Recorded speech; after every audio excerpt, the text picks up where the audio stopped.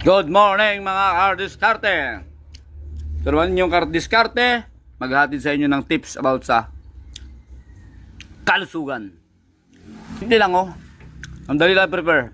Iceberg. Iceberg yan. Linisan nyo lang. Pumunta kayo sa palengke, make sure na sariwa ang makuha nyo para fresh siya, healthy. And then maglaga kayo ng itlog habang nagpe-prepare yung asawa nyo ng sinaing sa umaga. Balutin nyo yung itlog 4 na piraso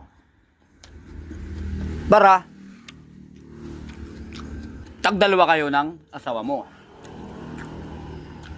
At make sure na 10 minutes ito para maganda siya balatan.